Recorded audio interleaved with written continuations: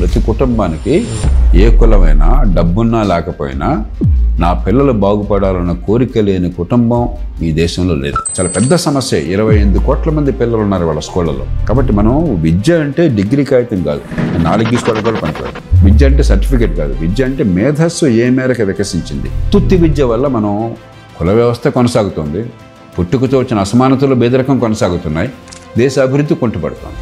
అంటే దీనికి key decision makers sir ఎన్నికైన ప్రభుత్వాలు ఉన్నతాధికారులు. 80-90 వేల రూపాయలు ఒక్కొక్క బిడ్డ మీద ప్రతి ఏడాది ప్రభుత్వం ఖర్చు పెడుతుంది. చాలా ప్రైవేట్ స్కూల్ దీనిలో సగం ఖర్చు పెట్టి మంచి చదివిస్తున్నాయి. ఒక పేద కుటుంబంలో ఒక బిడ్డ పుడితే ఆ బిడ్డ ఏం పాపం చేసింది? కులం కారణంగానో, డబ్బు లేదన్న కారణంగానో, తల్లిదండ్రులు చదువులేని కారణంగానో ఆ పిల్లలు తెలివితేటన్న వికసించకపోతే అంతకంటే అన్యాయం ఇంకేమన్నా ఉంది? వాళ్ళు కులం నుంచి ఎట్లా బయటపడతారు? పేదరికం ఎట్లా పోతుంది? దేశం ఎట్లా ఎదుగుతుంది? మార్కులు చూస్తే మీరు అంతా 99 మార్కులు 99.5 మార్కులు తప్ప తక్కువ ఉండవు. మనం మోసం చేసుకుంటున్న పిల్లలకు అన్యాయం చేస్తాం.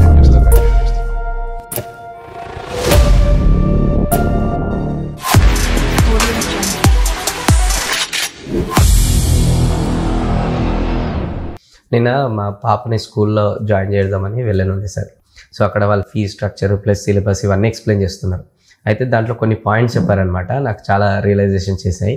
ఫస్ట్ది ఏంటంటే ఒకటి ఎస్ఎస్సి బోర్డు ఉంటుంది, సిబిఎస్ బోర్డు ఉంటుంది, క్యాంబ్రిడ్జ్ బోర్డు ఉంటుంది అనమాట. అంటే క్యాంబ్రిడ్జ్ రిలేటెడ్ యూఎస్ఏ సిలబస్ మొత్తం నేర్పిస్తారని అక్కడ. సో బయటి సిలబస్ అనమాట. సో ఎస్ఎస్సిలో ఏంటి డిఫరెన్స్ అని అడిగిన, సింపుల్ లాంగ్వేజ్ చెప్పారు. ఎస్ఎస్సి అంటే 100% బట్టి కొట్టిస్తాం, 100% రాయాలి. సిబిఎస్ఈ అంటే 70-80% అనేది రాస్తే సరిపోతుంది అందులో ఉన్న సిలబస్ది. క్యాంబ్రిడ్జ్ అయితే టెక్స్ట్ బుక్లో ఉన్నది అస్సలు రాయదు, ఓన్గా రాస్తేనే మార్కులు ఇస్తామని చెప్తున్నారు. అంటే ఇదంతా బయట దేశం ఎడ్యుకేషను, ఇది వచ్చేసి మన ఇండియన్ ఎడ్యుకేషన్ అంటున్నారు అనమాట. అంటే అప్పుడే అర్థమైపోయింది సార్, అనలైజ్ చేశాను అనమాట. అంటే మనది ఎంత బటిఫై ఎడ్యుకేషన్ సిస్టమ్ ఉన్నాయి, అవుట్ ఆఫ్ కాపీ కొట్టడం. అందుకని మార్కులు చూస్తే మీరు అంతా అసలు 99 మార్కులు 99.5 మార్కులు తప్ప తక్కువ ఉండవు. మనం మోసం చేసుకుంటున్నా, పిల్లలకు అన్యాయం చేస్తున్నాము. మరి ఈ ఎడ్యుకేషన్ సిస్టమ్లో అయితే ఇక చేంజ్ గురించి అంటే ఇక పెద్ద టాపిక్ కదా సార్, దీని గురించి ఎట్లానే ఉంది. బట్ అట్లీస్ట్ స్కూల్ లెవెల్ అన్న మేనేజ్మెంట్ పెద్దది కూడా కాదు వేణు. ఓకే, మనకి గొప్ప అడ్వాంటేజ్ ఏంటంటే ఇప్పుడు మీరు ఎట్లాగైతే మా పాప చదువుకోవాలని చెప్పని తపన పడ్డారో, ప్రతి ఒక్కళ్ళకి ప్రతి కుటుంబానికి ఏ కులమైనా డబ్బున్నా లేకపోయినా నా పిల్లలు బాగుపడాలన్న కోరిక లేని కుటుంబం ఈ దేశంలో లేదు. అన్ని కులాల్లో, అన్ని మతాల్లో, అన్ని ప్రాంతాల్లో, అన్ని భాషల్లో, గ్రామాల్లో, పట్టణాల్లో అందరిలో ఉంది. కాబట్టి డిమాండ్ సైడ్ స్ట్రాంగ్ ఉంది. దానికోసం తల్లిదండ్రులు ఎంత త్యాగానికైనా సిద్ధం. వాళ్ళు తిండన్నా కొంచెం పక్కన పెడతారు కానీ, అవసరాలను చంపుకుంటారు కానీ, మరి మంచి స్కూల్లో అనుకుంటే పాపం మంచి స్కూల్ నమ్మితే వాళ్ళు 50,000, 60,000, ₹1,00,000 కట్టా కూడా సిద్ధపడుతున్నారు. శక్తికి మించి కూడా. అది వేరు విషయం. నీకు డిమాండ్ ఎక్కువ ఉండి, సప్లై తక్కువ ఉండి మరి గతి లేక చేయాల్సి వస్తుంది. కానీ పక్కన పెట్టండి. కానీ ఎంత త్యాగమైనా చేసి మా పిల్లలు బాగుపడాలన్న కోరిక ఉంది సమాజంలో. పిల్లలు కష్టపడుతున్నారు, తెలివితేటలు ఉన్నాయి, సమాజం గౌరవిస్తోంది. ఎవరన్నా ఐఐటి సెలెక్ట్ అయినారు, లేకపోతే ఐఏఎస్ సెలెక్ట్ అయినారు, లేకపోతే మరొకటి అయింది అనగానే పెద్ద సంబరం, వాళ్ళంత పబ్లిసిటీ ప్రపంచంలో ఎక్కడ ఉండదు. అంగట్లో అన్నీ ఉన్నాయి, అల్లుడి నోట్లో సేన ఉండదు. విద్య అంటే ఏమిటి, పిల్లలు స్కూలు స్థాయిలో ఏం నేర్చుకోవాలి అన్నదాన్ని విస్మరించి ఒక నిరర్ధకమైన పరీక్షలు, రసహీనమైన పరీక్షలు, చెత్త పరీక్షలు, బట్టి పడితేనో కాపీ కొడితేనో మార్కులు వచ్చే పరీక్షలు తప్ప బుద్ధి వికాసాన్ని పరిశీలించిన పరీక్షలు, అది కీలకం. దాన్ని మార్చారనుకోండి, ఇప్పుడు ఐబీలో కానీ లేకపోతే సీనియర్ కేంబ్రిడ్జ్లో కానీ వాళ్ళు ఏం చేస్తారు, ఆ పెట్టే అసెస్మెంట్ టూలు ఊరికి బట్టి పాఠాలు వెళ్ళవేయటం కాకుండా, కాపీ కొట్టడానికి అనుభవం కాకుండా ఆలోచిస్తున్నారా లేదు. ఇందాక చెప్పాను, 3 చెప్పాను నేను. భాష అయినట్టయితే కాంప్రహెన్షన్ అండ్ కమ్యూనికేషన్, అర్థం చేసుకుంటున్నారా, భావ ప్రకటన చేయగలుగుతున్నారా. గణితమైనట్టయితే కాన్సెప్ట్ పట్టుబడుతున్నాయా, కాన్సెప్ట్స్ని ప్రాబ్లమ్ సాల్వింగ్ ఉపయోగిస్తున్నారా. సైన్స్ అయినట్టయితే విషయాలు గ్రహించి తర్కాన్ని ఉపయోగించి క్రిటికల్ థింకింగ్ చేసి కంక్లూజన్స్ వస్తున్నారా. ఇది విద్యలో కావాల్సింది. అంతేగాని S=½ UT + ½ AT² కాదు, అదే A+B² A² + 2AB + B² కాదు. విద్యలో కావాల్సింది అది కాదు.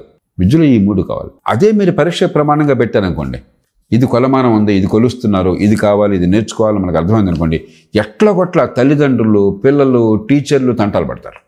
పనికొచ్చే విద్య అందుతుంది. ఇది స్కూల్ స్థాయిలో కావాలి. ఆ పునాదులు లేకుండా ఆ కాలేజీలో అనవసరం ఆలోచించడం. స్కూల్ బాగుపడితే కాలేజ్ ఆటోమేటిక్గా బాగుపడుతుంది. మన పునాదులు నాశనం చేసాం చాలామందికి. కాబట్టి ఇది చాలా పెద్ద సమస్య. 28 కోట్ల మంది పిల్లలు ఉన్నారు వాళ్ళ స్కూళ్ళలో, 27 కోట్ల మంది పైన ఉన్నారు దేశంలో. అంటే వాళ్ళు వేరే దేశం అయితే బహుశా 4వ 5వ పెద్ద దేశం అవుతుంది. అంత పెద్ద సంఖ్యలో ఉన్నారు. ఒక 4 కోట్ల మంది కాలేజీల్లో ఉన్నారు. 4 కోట్ల జనాభా ఉన్న దేశాలు ప్రపంచంలో 20-30 కంటే ఎక్కువ లేవు. కాబట్టి ఆషామాషి కాదు, కానీ ఒక బేసిక్ ప్రిన్సిపల్. ఎందుకంటే డిమాండ్ బాగా ఉన్న సమాజంలో, విద్య అందాలని తపన పడుతున్న సమాజంలో బాగు చేయడం అంత కష్టం కాదు మనసు పెడితే. మనసు పెట్టట్లా మన పరిపాలన యంత్రం కానీ రాజకీయం కానీ. అసలు విద్య మీద లోతైన చర్చ లేదు. ఒక 10-15 ఏళ్లలో ఒక చర్చ జరిగింది మన్మోహన్ సింగ్ గారు ప్రధానమంత్రిగా ఉండగా పార్లమెంట్లో. ఏమిటది? ఐఏఎస్ పరీక్షకి యాప్టిట్యూడ్ టెస్ట్ ఒకటి పెట్టబోయారు. యాప్టిట్యూడ్ టెస్ట్ అంటే ఊరికే బట్టి రాయటం మరొకటి కాకుండా బుద్ధిని ఉపయోగించి సమస్యల పరిష్కారం కావాలి, లాజిక్ కానీ యాప్టిట్యూడ్ కానీ. మన పార్లమెంట్లో కొందరు సభ్యులు గొడవ చేశారు. ఏమిటిది, మీరు ఐఏఎస్ పరీక్షకు లాజిక్ పెడితే అట్లాగా మా పిల్లలు సెలెక్ట్ కారు, మాకు అన్యాయం జరిగిపోతున్నాయి. ఐఏఎస్ పరీక్షకి లాజిక్ వద్దని చెప్పి వాళ్ళు వాదిస్తున్నారు. చూడండి, మనమేమో దేశాన్ని పరిపాలించే వాళ్ళు కావాలా, ఒక 30-40 లక్షల మంది జీవితాన్ని వాళ్ళ చేతుల్లో పెట్టాలా, వాటికి మాత్రం బుద్ధి పనిచేయక్కర్లేదు. ఇదేం చూద్దాం అంటే ఉద్యోగం కోసమా? ఈ ఉద్యోగం ప్రజల కోసమా? దానిపై పార్లమెంటు చర్చ జరిగింది. ఐఏఎస్ పరీక్షలో ఈ లాజిక్ ఉండాలన్నా వద్దా అని చెప్పని.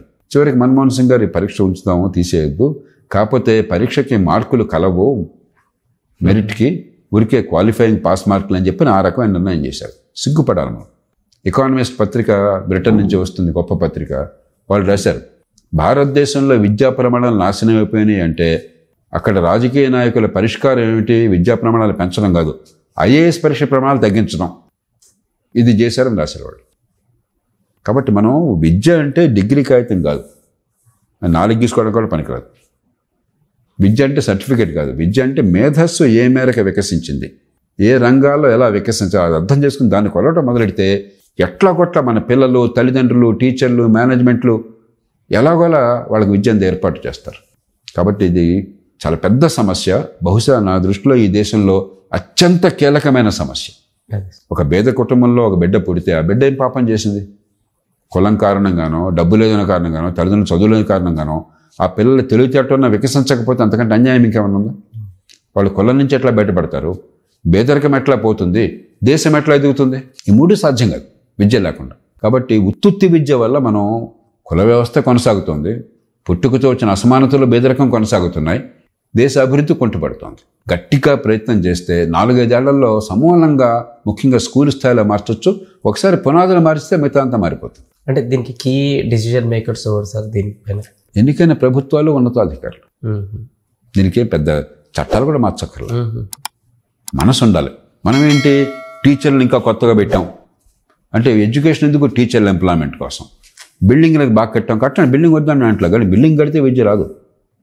బిల్డింగ్ లేకపోయినా విద్య రావచ్చు. బిల్డింగ్లకు వ్యతిరేకం కాదు, టాయిలెట్లు కట్టాలా, బిల్డింగ్లు కట్టాలా, అన్నీ కట్టండి. కానీ బిల్డింగ్లు కట్టి విద్య రాకుండా అంటే మేధస్సు వికసించకపోతే ఏం ఉపయోగం? అది బిల్డింగ్ అలంకారప్రాయం. కాబట్టి నిజమైన విద్య ఇక్కడ ఉంది, మేధస్సులో ఉంది, బిల్డింగుల్లో లేదు. టీచర్లు కావాలా, కానీ టీచర్ల నియామకంతో విద్య వచ్చినట్టు కాదు. ఇవాళ టీచర్ల నియామకంతో కూడా గవర్నమెంట్ పార్టీలు ఎలా భావిస్తున్నాయి?